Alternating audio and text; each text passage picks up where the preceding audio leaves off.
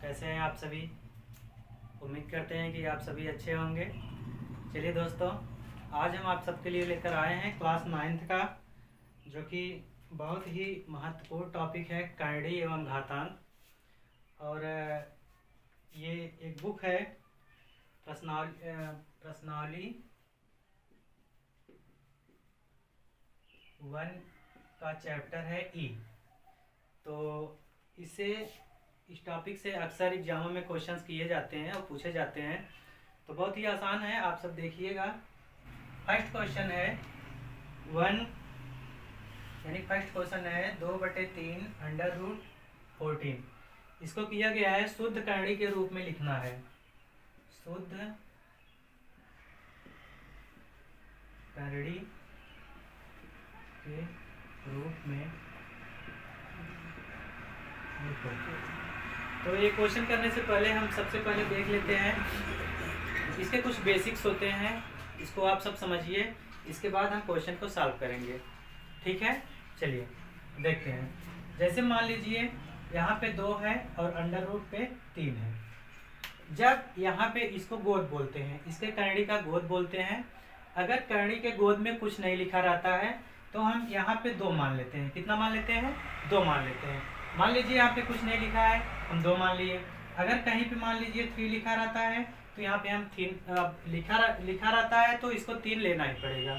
4 लिखा है तो 4 लेना पड़ेगा। 5 लिखा है तो 5 लेना पड़ेगा। करणी के अंदर चाहे जो लिखा है उससे कोई मतलब नहीं है, आपको देखना केवल यहाँ पे है, ठीक है।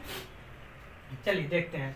अगर यहाँ पे गोद 3 लिखा है तो इसका मतलब होता है जितने गुणनखंड अंदर होंगे यानी करणी में होंगे उतने में से एक बाहर निकालना है। जैसे मान लीजिए यहाँ पे लिख दिया गया करणी 3 और गोद में 2 × 2 × 2 ऐसे दिया हुआ है। तो हम इसको सॉल्व कैसे करेंगे? तो यहाँ पे 3 जोड़े में से एक बाहर निकालेंगे। जितना यहाँ पे गोद रहेगा उतने में से एक को हम क्या करेंगे? बाहर निकालेंगे। तो यहाँ पे 2 4 बार आया है, यानी कि 2 × 2 × 2 × 2 4 बार लिखा गया है। तो हम इसको 3 बाहर निकाल लेंगे। 3 में से एक बाहर निकालेंगे तो यहाँ से एक निकल के चला आएगा, 2 बाहर हो जाएगा और अंदर क्या बचेगा? √3 और करणी में 2। चलिए, ये तो हो गया करणी से बाहर निकालने की बात। अगर यही चीज अगर कहा जाए कि इसको पूर्ण करणी के रूप में लिखिए, तो देखिए हमने 3 में से एक बाहर निकाला था। क्यों निकाला था? क्योंकि यहाँ पे 3 इसके गोद में था, इसलिए हमने यहाँ से 3 में से एक बाहर निकाला था। अब अगर हम इसको अंदर लेके जाते हैं तो यहाँ पे देखिए गोद 3 है, यानी कि ये 3 बार रहा होगा, इसलिए ये एक बार बाहर आया है। तो अगर इसको हमें अंदर ले जाना है तो क्या करेंगे? इसका मल्टीप्लाई फिर अंदर 3 बार कर देंगे।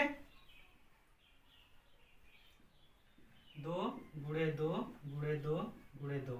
अब देखिए इसका गुणा हमने कितनी बार किया है? 3 बार। ये ऑलरेडी था और ऐसे हम इसको क्या लिख देंगे? पूर्ण करणी के रूप में इसका गुणा कर दीजिए। 2 दूनी 4 दूनी 8 दूनी 16। यह हो गई पूर्ण करणी के रूप में और यह हो गया इसका सरलतम रूप।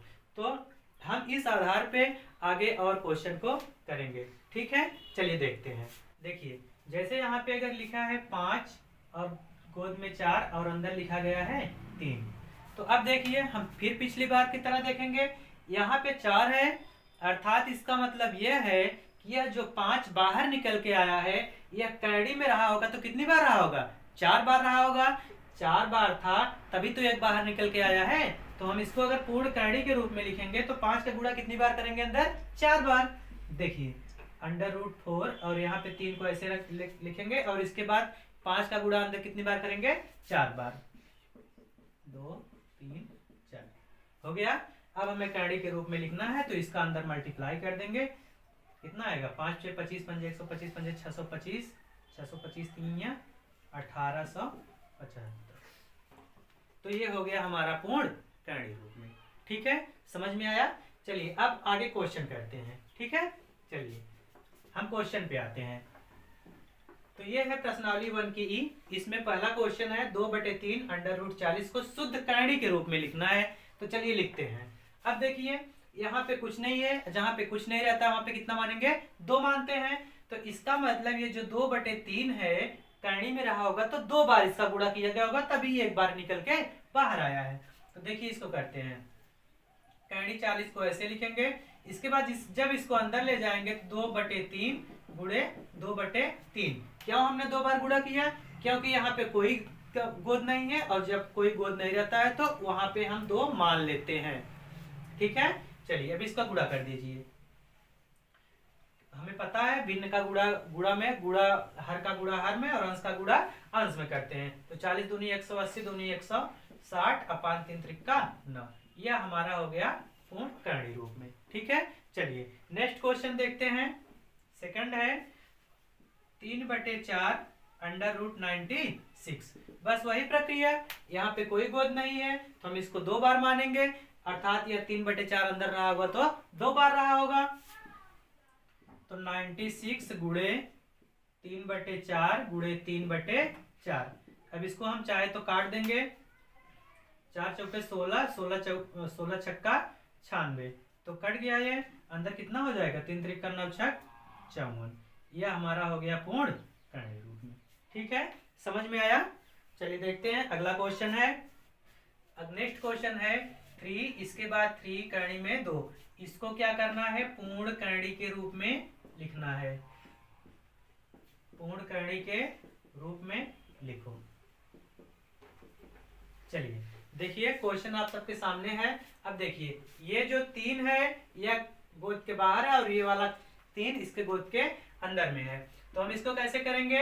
अब देखिए यहाँ पे 3 है, हमने बताया था इसके पहले, जितना इसके गोद में रहेगा उतनी में से एक बाहर निकला रहेगा ये। अर्थात अगर यहाँ पे 3 है तो इसका मतलब यह है कि यह 3 जो है अंदर रहा होगा तो 3 बार रहा होगा, तभी एक निकल के बाहर आया है। देखिए तो इसका अंदर अगर गुणा करेंगे तो 3 बार गुणा करेंगे, हो गया। अब देखिए इसको गुणा कर दीजिए, 3 त्रिक 9 त्रिक 27 दूनी 54, अंडर रूट में कितना आ गया? 54 आ गया। तो यह पूर्ण करणी रूप में हो गई। नेक्स्ट क्वेश्चन देखिए 5√2। बस सिंपल है। यहाँ पे देखिए कुछ नहीं है, यहाँ पे 2 मान लिया जाता है, इसके बाद अंदर जाएगा तो यह 2 बार गुणा, अंडर रूट 2 गुणे 5 गुणे 5, अर्थात 5 दूनी 10 × 50, करणी में 50। तो यह हो गया आपका करणी बाहर रहेगा तो उसको पूर्ण करणी के रूप में लिखना। और भी क्वेश्चंस है, चलिए देखते हैं। यह है 2 का दूसरा क्वेश्चन, 3√4, इसके बाद करणी में 5। देखिए अब यहाँ पे 4 है, इसका मतलब यह है कि ये जो 3 था करणी में रहा होगा तो 4 बार रहा होगा, तभी 4 में से एक निकलकर बाहर आया है। तो अगर इसको अंदर गुणा करेंगे तो कितनी बार करेंगे? 4 बार, क्योंकि यहाँ पे 4 है और ये 3 जो था अंदर 4 बार रहा होगा, तभी एक निकलकर बाहर आया है। तो इसका 4 बार गुणा कर दीजिए। गुणा करेंगे तो कितना आएगा? 3 त्रिक 9 त्रिक 27 3 81, 81 पंजे 5 करना। यह हो गया पूर्ण करणी रूप में। ठीक है बच्चों, किसी को कोई दिक्कत? एक क्वेश्चन इसी में का और है। हाँ देखिए 3/4, यह 2 का है थर्ड, 3/4 गोद में 8। चलिए देखिए 3/4, अब देखिए यहाँ पे कुछ नहीं है, इसका मतलब 2 में से एक बाहर निकला होगा, अंदर जाएगा तो 2 बार गुणा, गुणे कितना होगा? 3/4 और गुणे 3/4, 4 से 4 दूनी 8 और 2 दूनी 4, कट गया, कितना आएगा? 3 त्रिक 9, 9/2। यह हो जाएगा आपका आंसर। इसका फोर्थ देख लेते हैं। फोर्थ है m³ अंडर रूट 6m घाते 3। अब देखिए इसका मतलब यह है कि m³ जो था अंदर 6 बार रहा होगा, तभी m³ एक निकलकर बाहर आया है। तो इसको अंदर करेंगे तो कैसे होगा? देखिए m³ एक तो हो गया, अब इसका गुणा, पूरे का गुणा 6 बार करेंगे, गुणे m³ गुणे m³ गुणे m³ गुणे m³ गुणे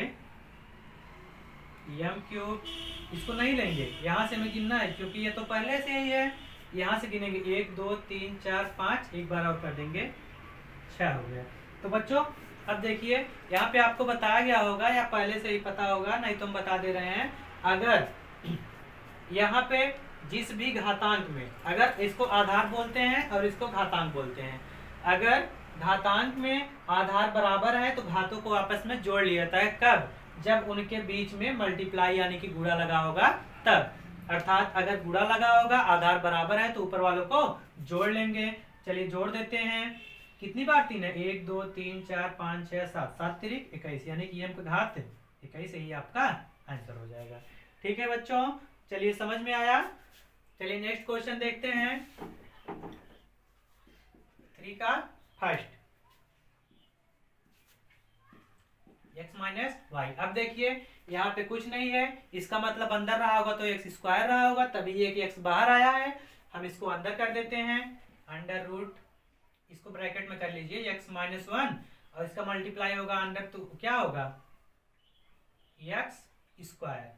या तो आप ऐसे ही छोड़ सकते हैं, यह भी आपका आंसर हो जाएगा, या आप चाहे तो इसको इसमें मल्टीप्लाई कर सकते हैं। x स्क्वायर का x में गुणा करने की x cube minus x square y, यह आपका आंसर हो जाएगा।